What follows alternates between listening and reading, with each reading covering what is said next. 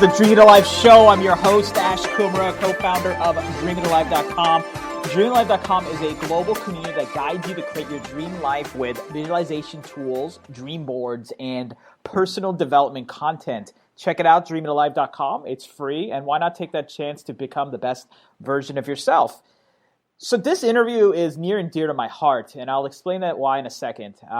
First off, I want to give a big shout out to Nancy Liu with Enplug. She is the CEO and one of the founders behind that show. She had actually recommended not only the guest, her fellow colleague, the CTO of Enplug, Tina, but also the subject matter of state of women in technology. And it was really interesting because I could really relate to this subject. I personally am blessed to have founded DreamItAlive.com with two very dynamic women entrepreneurs, and one of them is a technologist, and so she is our kind of quote-unquote CTO figure. And what's really fascinating about Erin, who is the CTO co-founder of DreamItAlive.com, is the mindset that you have as a technologist building a venture is already unique compared to a more business-minded individual like myself. But it's also interesting when you are working in an industry or a field where the percentage of fellow women is extremely low. Now, I know there's a lot of talk about women in entrepreneurship, women in venture capital, women in certain fields, but women in technology, especially actual technologists, is something that is very, very, very small on a percentage level scale. And it's very inspiring to meet other CTO women in technology space, especially an early stage company like Enplug, because there's very few of them. And I'm really curious to dive into what Tina has to say. And by the way, it's also very inspiring to see that there's all these different organizations out there like Girls Who Code and other related organizations that are trying to create more actual women technologists. Now, just so everyone knows, just so we're on the same page here, when I mean women in technology for this subject matter, I'm not talking about someone who is a product manager or someone who's a CIO or someone who's a marketing person who happens to do the product management for, let's say, like a Microsoft Office product. I'm talking about women that code, that will build a system, that will create something, develop the architecture, whether it's a mobile app, whether it's a website. That is what is really, I feel, needs to have more happen. And that is why I'm really intrigued to speak to Tina to get her perspective on where she sees the state of women in technology. So Tina, how are you doing today? Hi, I'm good. How are you? I am doing fantastic. Well, Tina, why don't you tell us a little bit about your background? How did you get to where you are with Enplug? Hi, so I'm originally from Poland, hence the accent. I got my master's in computer science there, and then I moved to US to work for Microsoft. And after a few years, when I felt I've learned anything I could from working on a big company, I decided to pursue my dream and start my own company. And at that time, I moved to LA and joined the startup accelerator, where I met the founders of Enplug, and we decided to join forces. And I joined Enplug, and that's how it started. That's fantastic. How did you get into technology? So I always, ever since I was a little girl, I always wanted to know how things work. I wanted to be able to build things. I wanted to be able to crack them open and change them. And ever since I had my first computer science class and I wrote my first program, I knew this is what I want to pursue. That's awesome. What was it like being a woman in technology? And I'm not trying to look for any like sad stories or any depressing stories, but like, did you feel that you were different, or did you feel like you didn't care, or did you feel like why aren't there a lot more women doing this? I'm just curious your thoughts on that. Yeah, I felt it was different. I hesitated quite a lot before I decided to pursue masters in computer science. Although I knew I'm very passionate about it, I was quite scared by the numbers. So in my college, there was less than 5% women in that field, and I didn't know how it will be to be often the only girl in the class. But when I joined and I decided, I put my mind into it, I forgot about the numbers, and I just enjoyed the classes and enjoyed what I was doing so much that it wasn't an issue. Yeah. Well, why do you think there's not? Yeah, sorry, go ahead.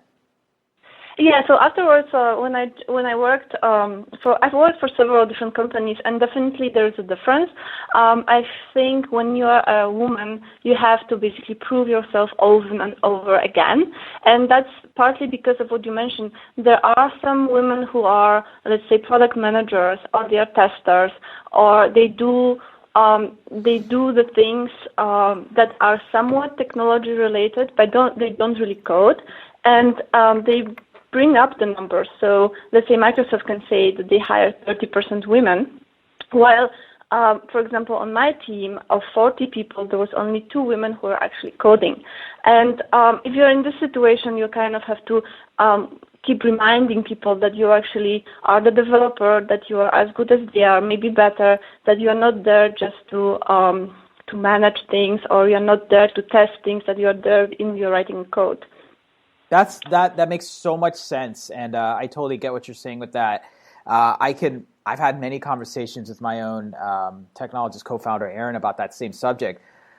My question I wanted to ask you is, I don't understand, why aren't there more women doing what you're doing? I don't know, actually. I think maybe some of them are cautious about that because they know they will be in minority. For example, as I said, in my school, there was very little women, and that was the biggest thing for me when I was thinking about pursuing my master's. I just didn't know how it would be to be like the only girl in the class.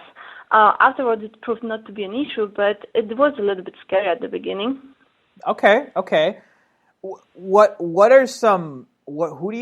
you think are some goals, or let me restate that.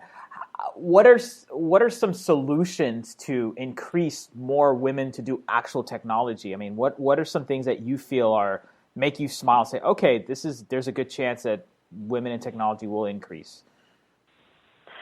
So, for example, at Enplug is a really great company for women because we are very open about finding smart people to do their job, who are passionate about their job, and we don't really look if this is a man or this is a woman. And we also, once they join the company, we also encourage them to find what they are passionate about. So we had several people who joined for different positions, and afterwards they discovered that they are passionate about something different. And there is, for example, a person who's a woman, whom we hired as a sales coordinator originally, and then she discovered that she's actually passionate about programming. And then we encouraged her to learn web development, and she turned out to be doing great, and she'll be joining the engineering team next week, actually. That's amazing. I want to dive a little deeper now into kind of the mindset. Now, let me give you a preface. Let me just give you a background. So with any field, any type of work, there's a certain type of mindset. Like, for instance, if you want to do sales and marketing, like that business development person, you have to have I would say, an overtly positive mentality, and you have to be just really efficient with your time. You have to be a multitasker. You know, there's certain traits that you have to have. Let's just say for women in technology, if any woman out there wants to start to do the kind of work you're doing, or they're interested in, getting more involved, or they have a kid they want to get involved, what are those mindset habits you need to develop in order to succeed as a woman in technology? And just for this example, let's pretend it's for a early stage company like an Enplug. I think the best test to see if you're cut out for this is you should be able to focus on something and try to get to the bottom how things work. So when you like to work on puzzles, like to work on problems, and not just like learn things, like read a book and be satisfied with the knowledge that you got, but you should be really hands-on. You should try to try it out yourself, run it yourself, break it yourself, change it yourself. You should not be afraid of messing stuff up, basically. Okay, very cool. Well, let's stop talking about women in technology. I think we've over talked it. I think when the message is clear, we need more women in technology. It's not something that is limited to a few. Anyone can do it if they have a dream and they really want to change the world. So let's talk about you. What are some things in 2015 that excite you from a technology perspective? This could either be what you're doing with Enplug, or this can just be some macro trends like the iWatch. Like, what are some things that excite you? Well, we have a big thing coming up for Enplug. Yep. So we are building an app market. So when Enplug originally started, we just had one application that was doing all kinds of things, and then quickly we split it into a platform that can load different applications, different apps dynamically, and we built several of those applications in-house. And now we want to take this platform and take our SDK and make it public.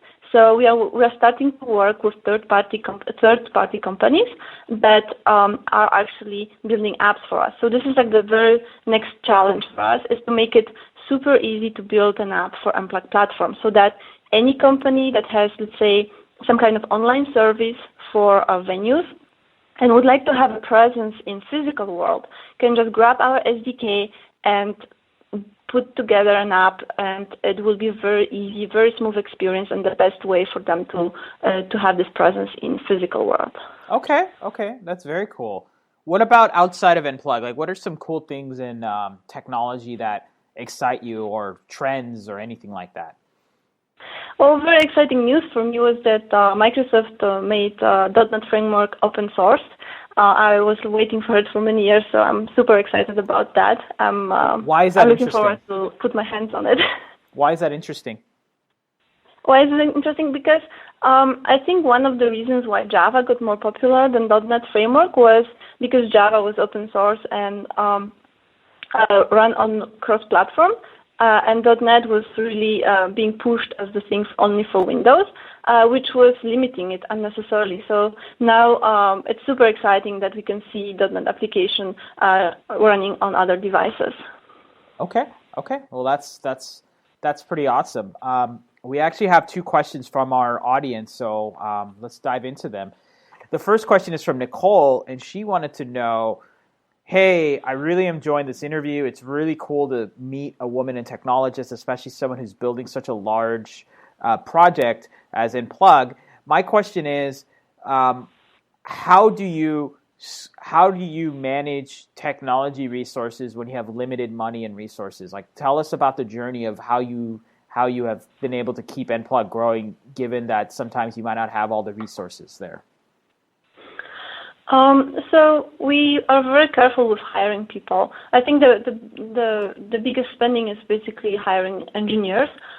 So we always make sure that the people who we hire are really passionate, that they are not here just to do their job and clock their time, but they want to work for us specifically, and they want to give 100% into this job, and they are all in for the results, not just for hours. And I think that's the key. And from the very beginning, we had a very unique team culture, where even at the very beginning of Enplug, we all lived in one house, which created this special trust for your team members, that everybody is example to other people, and everybody can rely on their coworkers. So we try to, as we grow, we try to continue maintaining this team culture when we hire only people who are here because they want something, to achieve something. Okay, very cool. Well, this last question is from Anita, and Anita wanted to know what is your vision on where digital signage is going? Well, the digital signage is going where Enplug is going. I think the screens have to get more interesting, more interactive, more social. Okay, cool. Well, on that note, I really appreciated you doing this interview. It's really awesome to see what you're doing out there. Like I mentioned, I have a personal affinity towards women in technology, and I'm really glad to hear that the stuff that you're doing is great. I've been a fan of Enplug for a while, and really appreciate you doing this interview, and keep up doing the great work and making the world be a better place. Thank you very much. I enjoyed it a lot. All right, bye-bye. Bye-bye.